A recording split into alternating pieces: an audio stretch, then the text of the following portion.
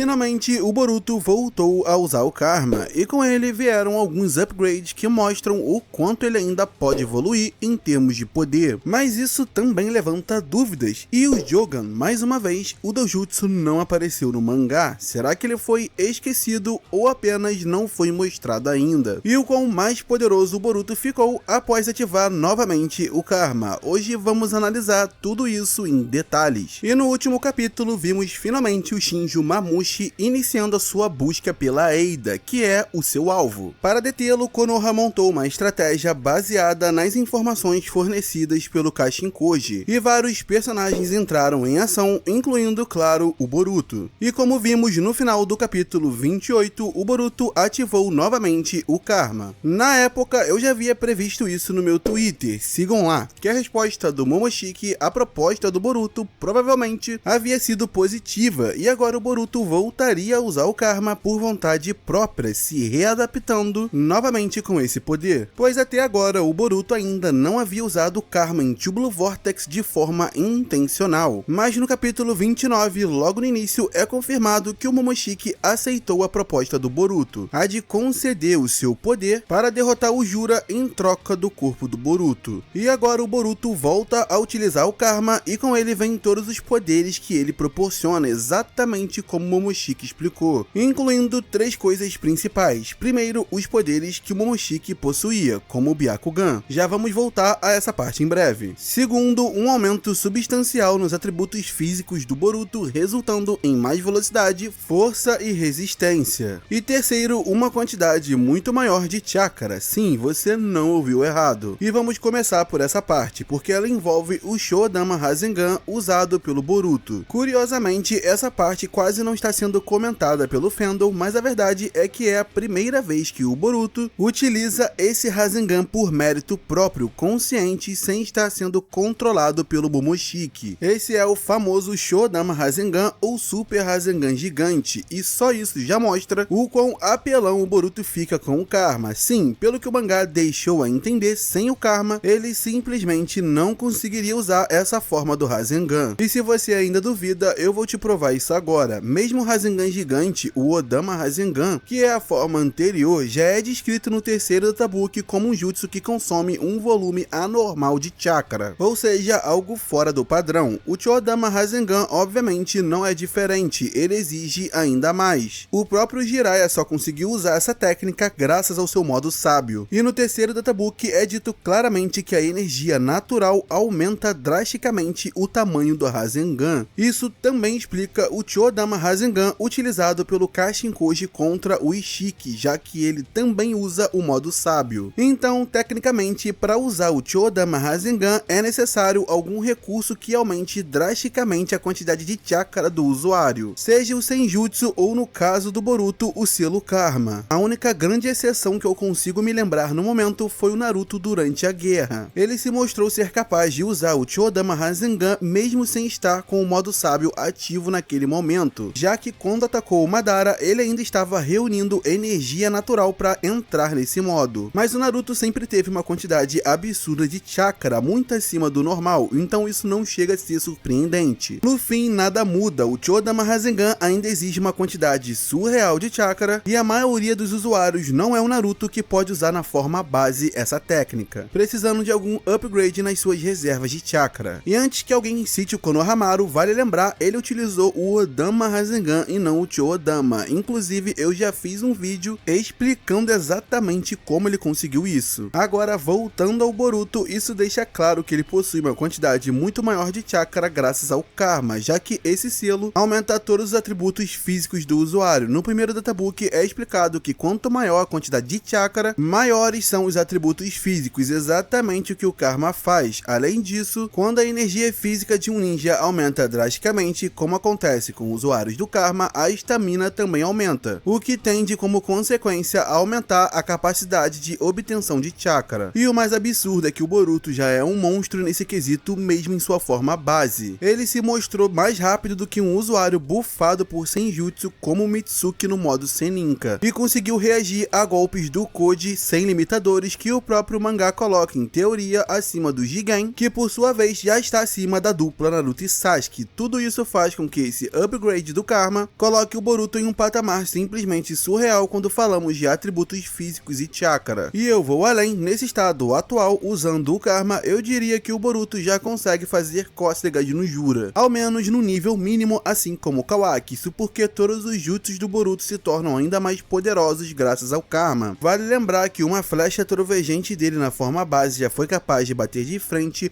com um ataque que utilizava sem jutsu. Obviamente, ele ainda nem de longe é capaz de derrotar o Jura, mas esse claramente é o caminho que a história está construindo aos poucos, afinal, o Boruto só fez esse acordo com o Momoshiki justamente para derrotá-lo. E tem mais, teoricamente, o Byakugan não é o único poder do Momoshiki que o Boruto deveria ser capaz de acessar. Em teoria, ele deveria ser capaz de utilizar todo o arsenal do Otsutsuki que vimos na batalha contra Naruto e Sasuke, do mesmo modo que o Kawaki consegue usar o doujutsu principal do Ishiki e seus poderes. O lógico seria que o Boruto também pudesse acessar habilidades como, por exemplo, o Rinnegan do Momoshiki e os jutsus do Rikudo derivados dele. Mas agora vamos falar de um dos pontos mais comentados desse capítulo, o Byakugan e, consequentemente, o Jogan. E antes de continuar, rapidinho, se você tá curtindo esse vídeo e quer ver mais conteúdo desse nível, como por exemplo, um vídeo completo e mais atualizado só sobre o Jogan, já deixa o like, isso ajuda muito o vídeo a alcançar mais gente e muitas pessoas acabam esquecendo mesmo curtindo o conteúdo, ainda mais agora que o canal tá voltando com tudo, o seu like faz toda a diferença, então já fortalece aí. E sobre o Byakugan, nesse capítulo, o Boruto ativa esse doujutsu graças ao Karma. Em momentos anteriores, nós já vimos o Boruto com o Byakugan, mas ele geralmente só era ativado quando o Momoshiki assumia o controle do seu corpo. Quando o Boruto estava consciente, o doujutsu normalmente permanecia desativado. A grande diferença agora é que ele usa o Byakugan por vontade própria, ele localiza os mamutes e executa uma jogada muito inteligente, arremessando shurikens como uma manobra precisa. E foi exatamente por conta disso que muita gente começou a comentar que isso confirmaria que o Jogan de fato seria exclusivo do anime e não apareceria mais no mangá, porque mesmo após usar o Karma, o doujutsu que aparece é o Byakugan. E assim, o Jogan é realmente um dos elementos mais complicados de se debater,